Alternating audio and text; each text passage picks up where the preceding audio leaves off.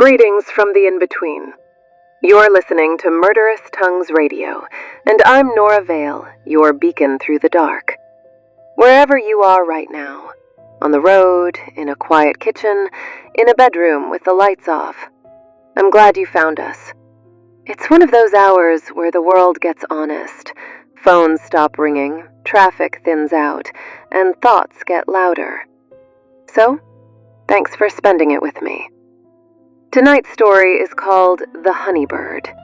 It takes place in a little diner that sits between a highway and some old train tracks, the kind of place you don't see in daylight, the kind you only notice when you're tired enough to need it. People don't plan to stop there. They're led. By weather, by memory, by mistakes that won't let go. Sometimes by an owl on a telephone pole. Yeah, I know how that sounds. But if you've driven long enough, late enough, you've seen things that didn't come with explanations. Tonight you'll hear from 3 travelers. A man haunted by one bad night, a young woman trying to decide if she's strong enough to keep going, and a preacher who's learning that silence has consequences.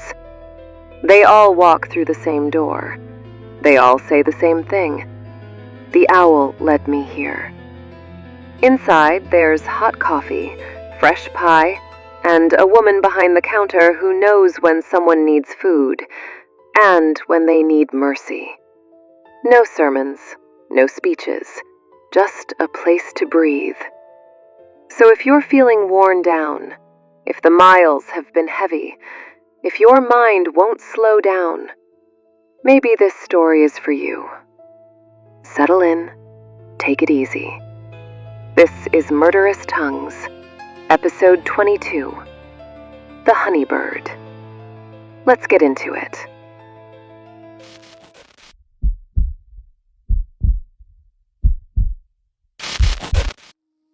They hung me where breath becomes weather, over the door that faces the highway, under the lintel that remembers the long-gone trains.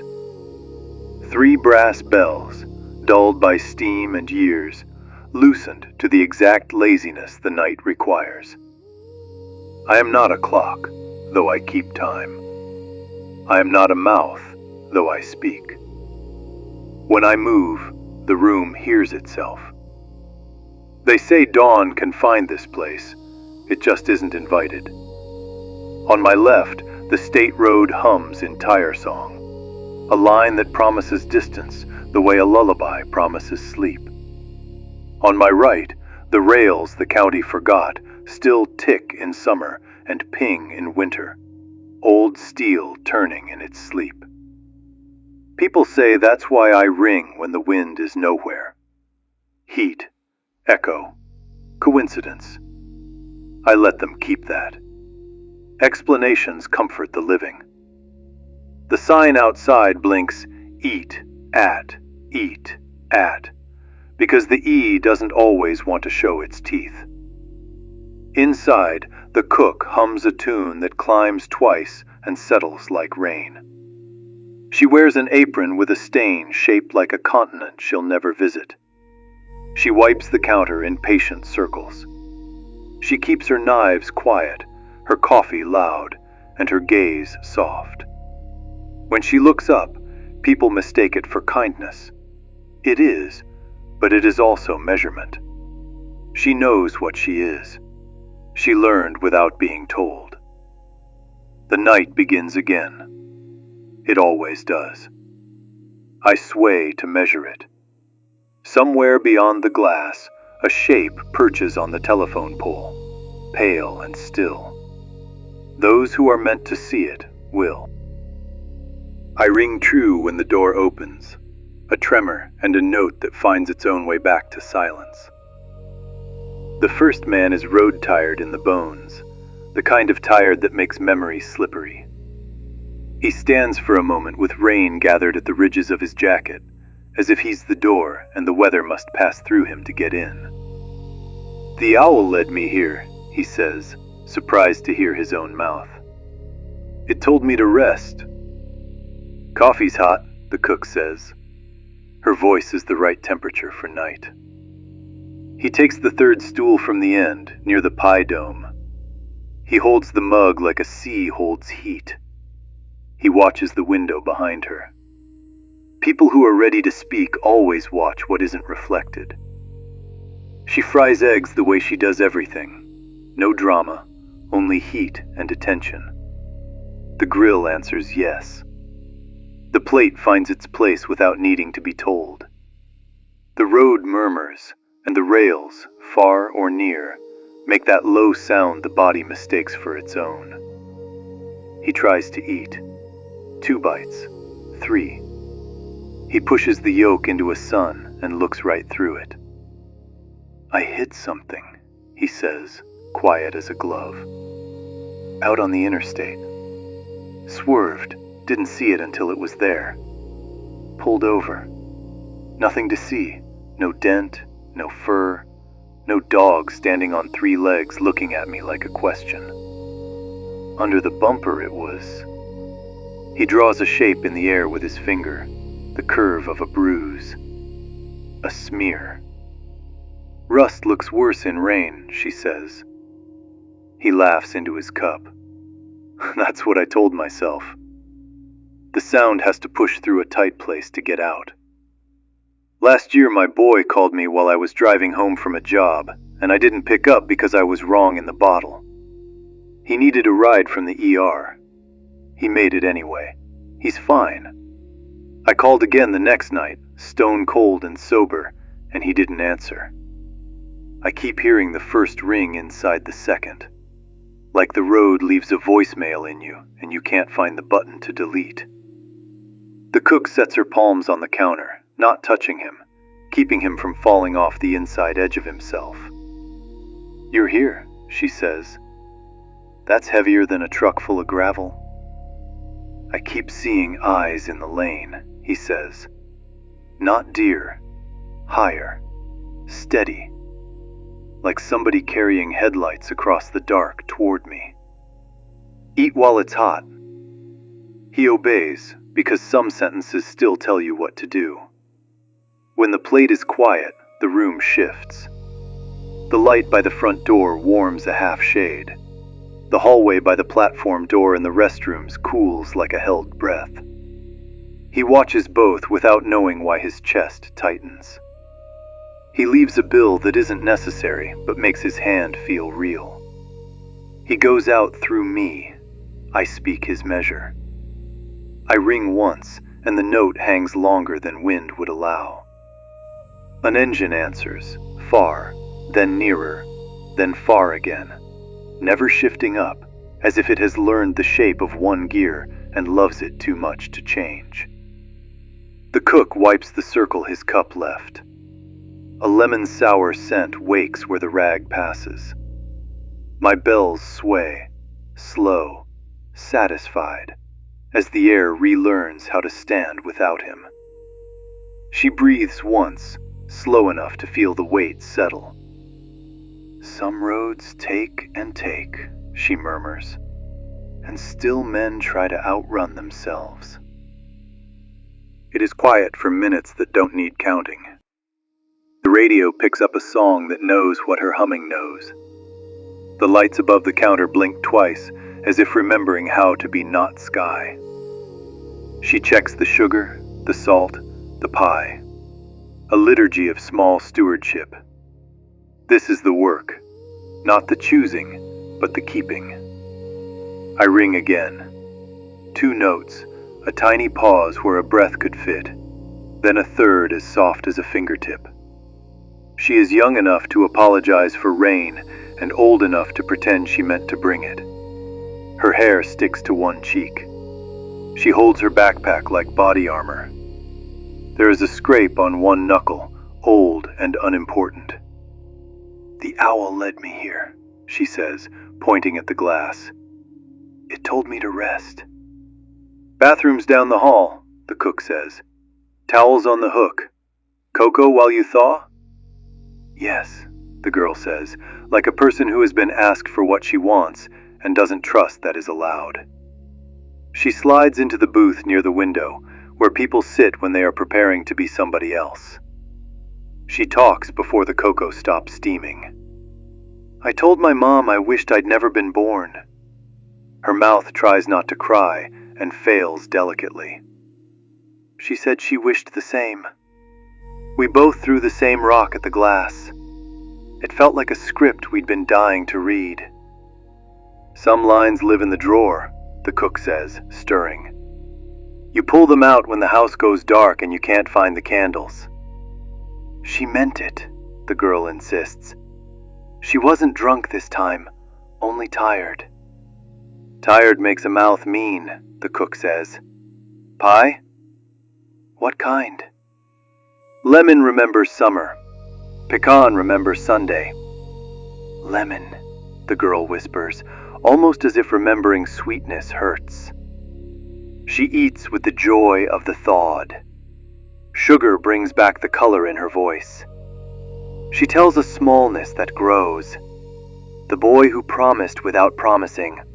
The backpack packed since 12 with a toothbrush and the wrong book. The list of cities written on the back of a school schedule. She tells the way the owl didn't blink.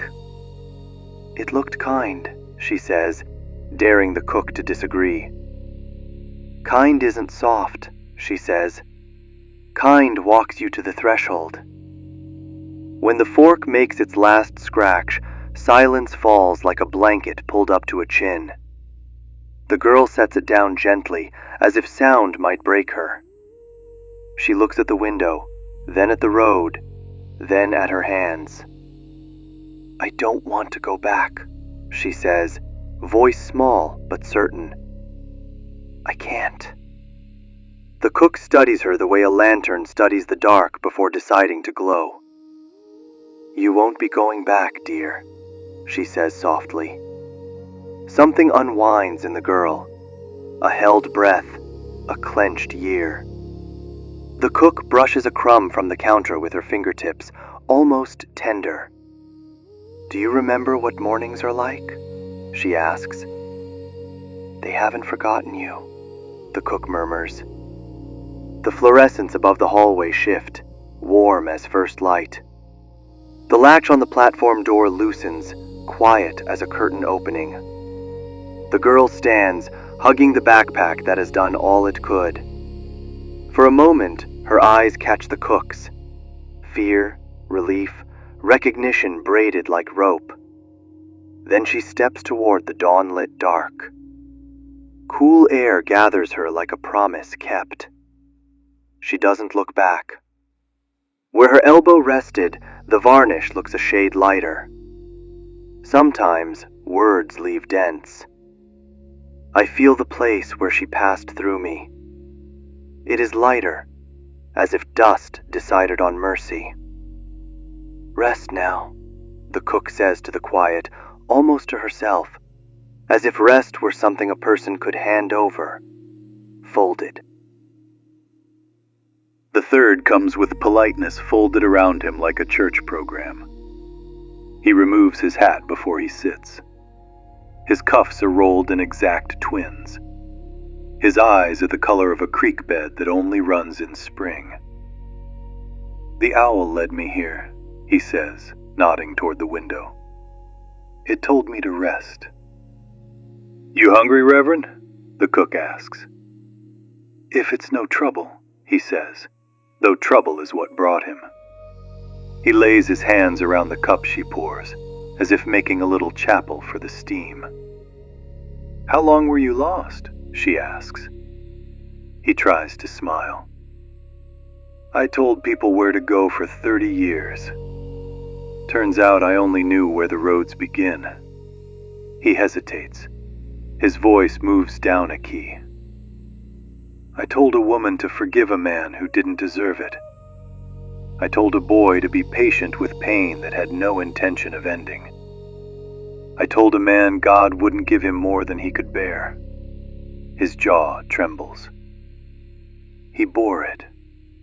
Then he couldn't. She plates him hash browns with the crisp edges he didn't know to ask for. Eat, she says. Regret is a fasting that doesn't honor anybody. He eats because hunger is simpler than belief. Between bites, the rest comes in a tone he must use not to choke. A girl came to me, he says, eyes on his plate. 17. She said the youth leader. He stops and swallows. I asked if she had proof. I warned her about the damage a false claim can do. I told her to pray and come back with her parents. His fork finds no food. She did not come back.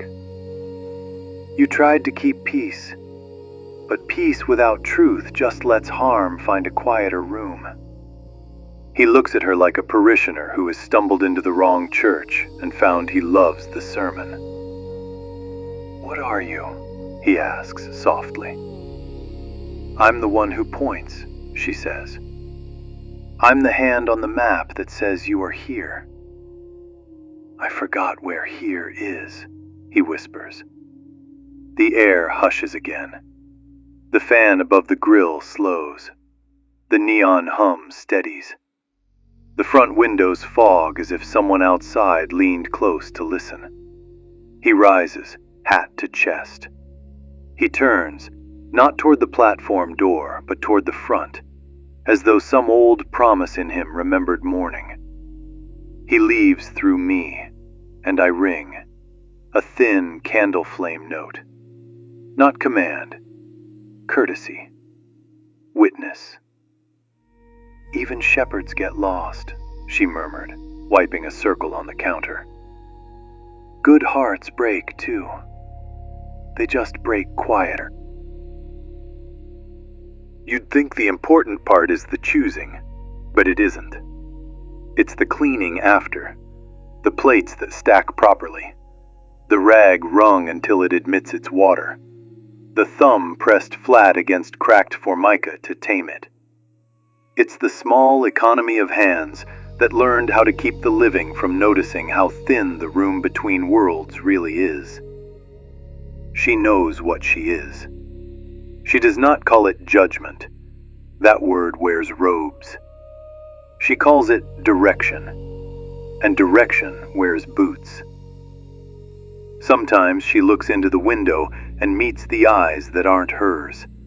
Round, pale, faithful. She does not flinch. She turns off the radio and lets her humming hold the room together instead. I am quiet until I am not.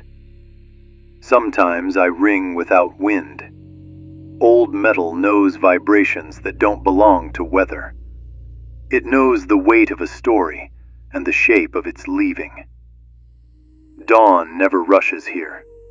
Morning waits outside like a polite stranger. It does not enter here. It only arrives for those who find the platform door. There are no breakfast rushes in this place. Only arrivals. Only reckonings. Only stories that must be set down before they rot the heart that carried them. If you hear about us, in truck stop whispers, in widow dreams, in the trembling voice of someone who swears they sat here once but cannot map how, understand this. They did not leave us. They left the world. And when they speak of pie, or coffee, or respite, what they mean is, their sorrow was held without being dropped. Kindness is the whole machinery. It is a threshold built of cups and cloth and patience. It is a line drawn exactly between ache and the end of it. People come looking for a haunt sometimes. We are not a haunt. Ghosts do not stay here. They pass through, like breath after confession. The rails don't sing with light. The sign doesn't bleed warnings. The owl is only a bird. Nothing hunts here. Nothing frightens. We are not punishment. We are not reward. We are the quiet between. I am a chime. I count crossings. I ring when a spirit remembers itself, and again when it steps toward what morning has promised. Tonight, late, when even memory rests its feet, I ring without hands. The cook lifts her head. Outside, the watcher on the pole is only a silhouette, patient as a held breath. A traveler stands on the threshold, not in, not out, as if the world were a mouth, and he is the name deciding whether to be spoken. "The owl led me here," he murmurs. "It told me to rest." "Then sit," she says, and her voice is a country. He will tell his weight. She will lighten it. And when he is ready, the right door will breathe open, quiet as forgiveness learning its shape. And I will sing the moment, 3 small notes that know the difference between leaving and being let go. The Honeybird is quiet. It doesn't shock you. It doesn't rush you. It just makes space. And before we go, I want to share the author's note about this episode. They said this story isn't about death as punishment. It's about rest as mercy. That diner isn't a trap. It isn't a judgment hall. It's a kind of hospice for the soul, a way station for the weary, a place where pain can finally set itself down, a moment between sorrow and release. And the Honeybird is what holds it all in place. Not everyone leaves this world in fear or violence. Some people leave because they're just too tired to stay. So this story was written as a place where sorrow doesn't have to explain itself, where there's no shame, no speeches, just warmth, coffee, pie, and someone who listens. We talk a lot about fighting on, about being strong, about pushing through. This one is for the people who already did that, for longer than anyone saw, for the ones who tried and tried and tried until the rest they deserved finally found them. Not every ghost story has teeth. Some have soft humming, a steady counter, and a door that opens to morning. So if this episode touched something in you, if it reminded you of someone, or of a version of yourself you don't talk about much, you're not alone in that, and you're not weak for feeling it. Next time, we're heading somewhere colder, a lone cabin in winter, an open field, a deer that seems to walk like a man, and a voice that remembers the moment it died. Episode 23 is called At the Edge of the Field. It's darker, more dangerous, and it asks what happens when something follows you home. So take care of yourself until then. Drink some water, get some rest, and come back when you're ready. This is Murderous Tongues Radio. I'm Nora Vale. Good night, and thank you for listening.